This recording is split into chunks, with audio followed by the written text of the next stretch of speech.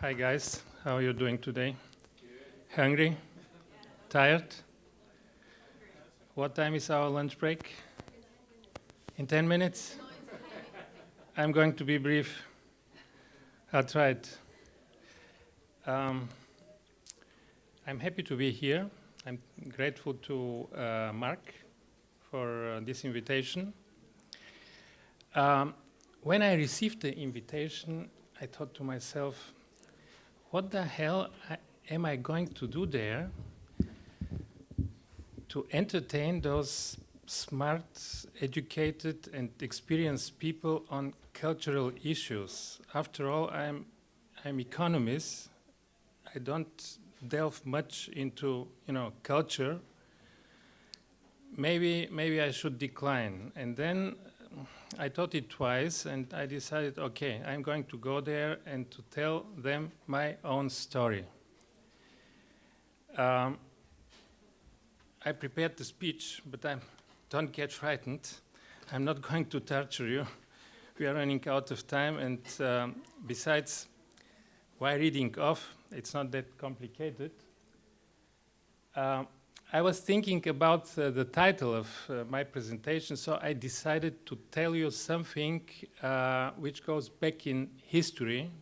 I consider important to understand, this issue of why Germany is a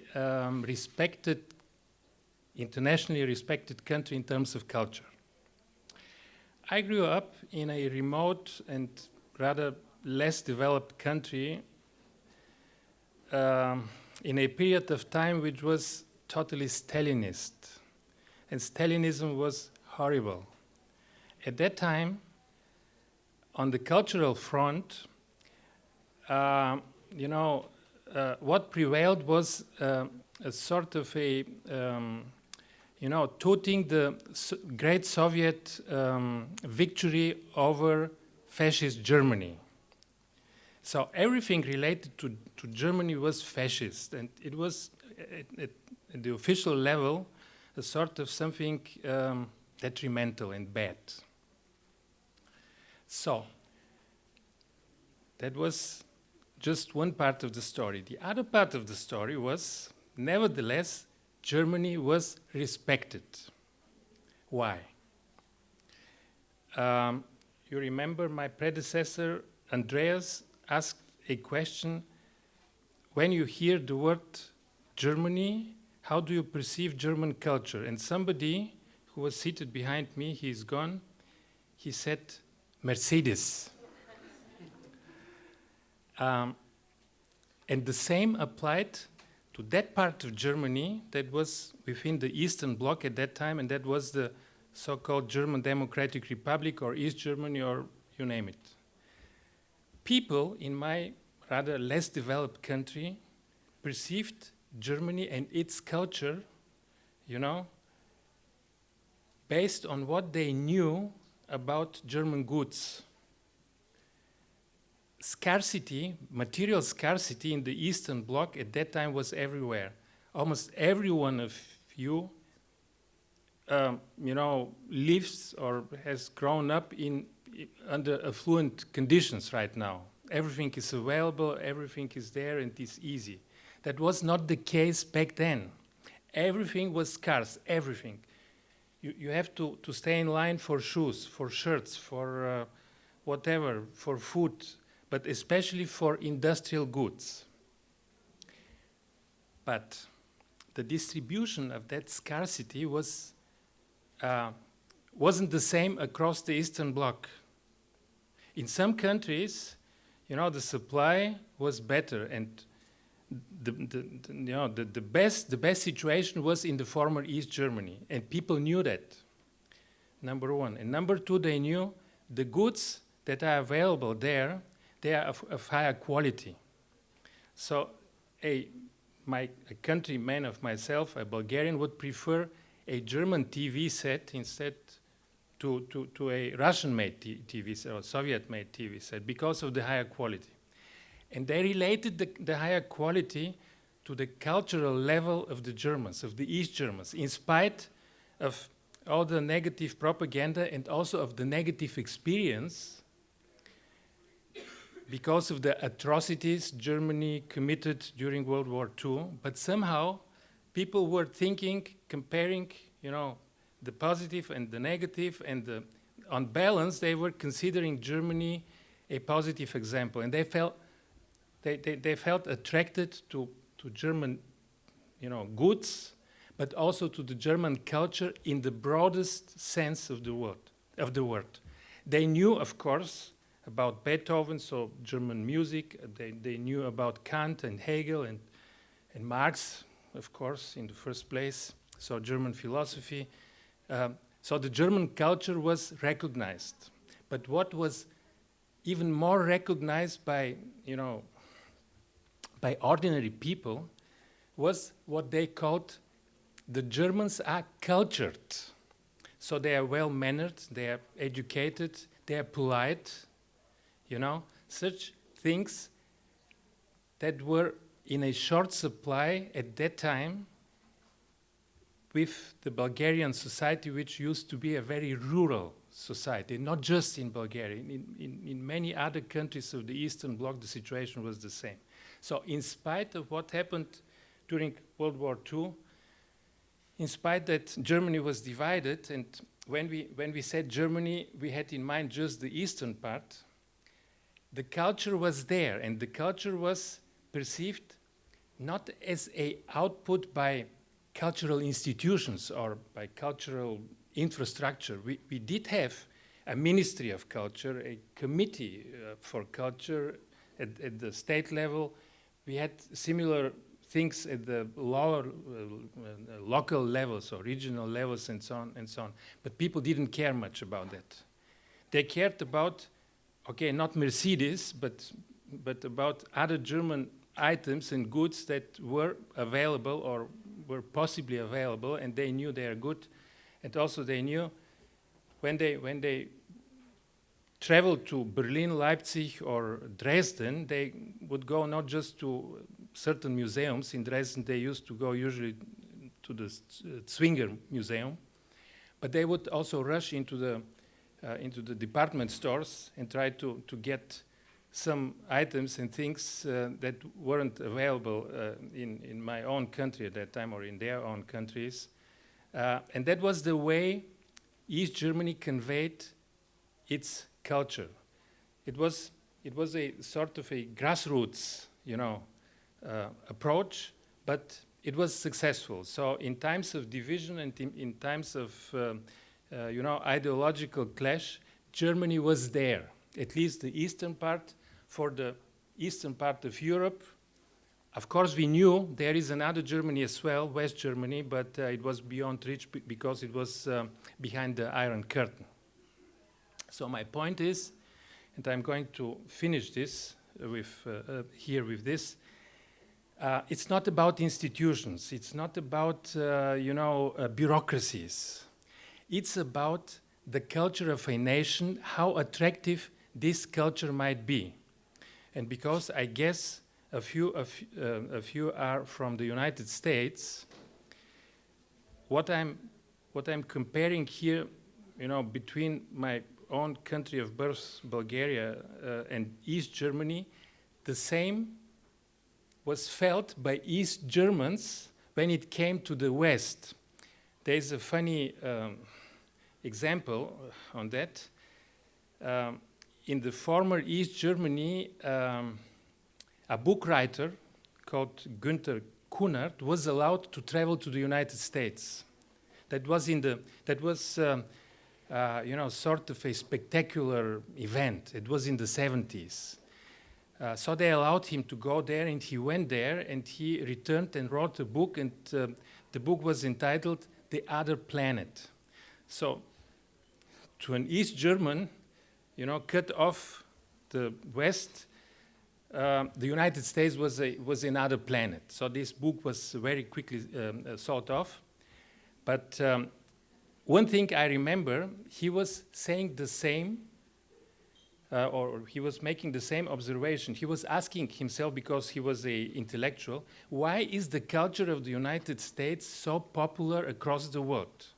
And he came to the conclusion, not because they do have a Ministry of Culture or a Department of Culture in Washington, D.C. or whatever, but because some grassroots ideas, they start to grow, they form a trend, and this trend is going to capture the entire world.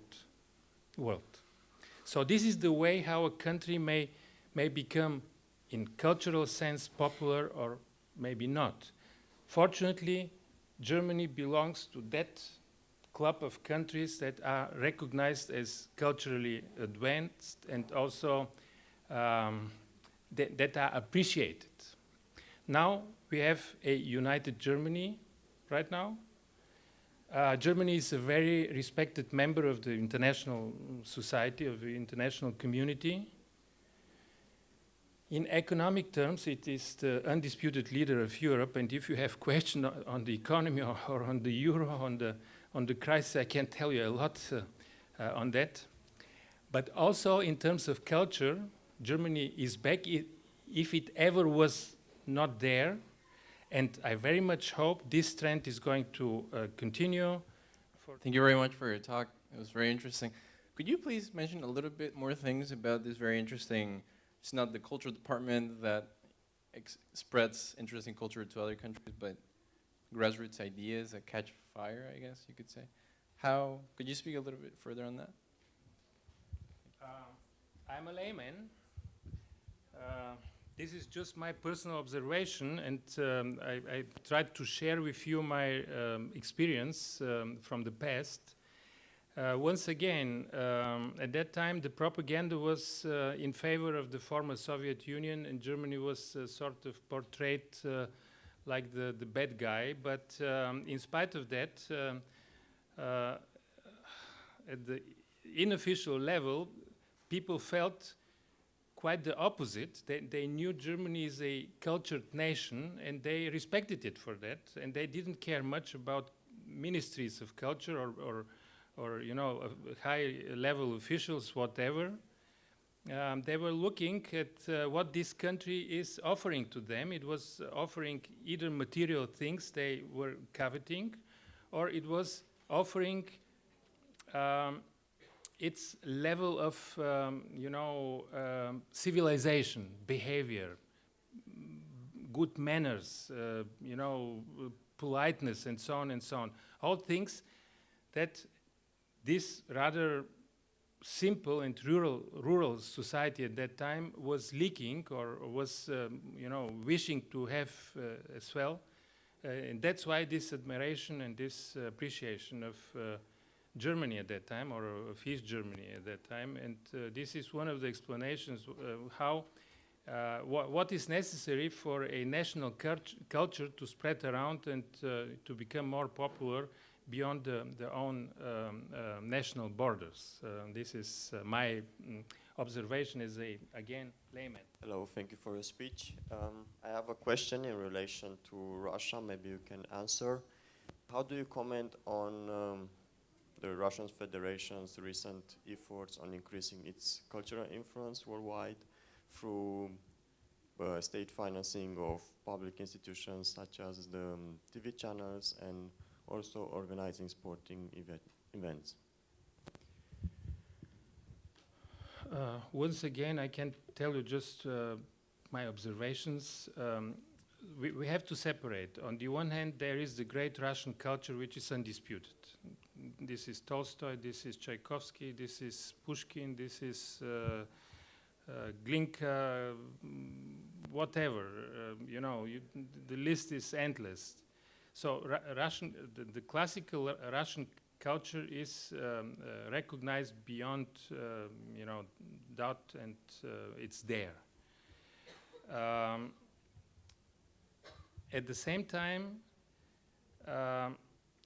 we were observing, during the last 25 years, when the political changes in Eastern Europe and in the former Soviet Union started, we were observing a sort of a shift of the influences, so to the detriment of the Soviet Union on the one hand, and to the advantage of, say, the United States, to put it very, in a very simplified way, on the other hand. So American culture was pouring into the former Eastern Bloc almost uninhibited, and it was welcomed. Whereas, think of the Czechs, of the Poles, of the Hungarians, and many, many others in the former Eastern Bloc. They were turning more and more their back on Russia and on its way of promoting its influence. They are not disputing the classical. They don't dispute the classical Russian culture, but they simply, walked away of what the Soviet Union was trying to, at that time, to establish a sort of a soft power or influence of, the values of the former Soviet Union. This is a trend. It can be stopped by infrastructure and institutions like ministries of culture and whatever. It can be stopped even by such internationally popular events like Olympic Games in Sochi or soccer World Cup coming up soon. It has to be something else. The soft power of a nation is based on values, on things that other nations accept, adopt voluntarily. If they like it, they will, and then that respective country is going to be successful. Otherwise, it has to try something else, or it has to accept. To be of less, importance around the world, maybe regionally, whatever.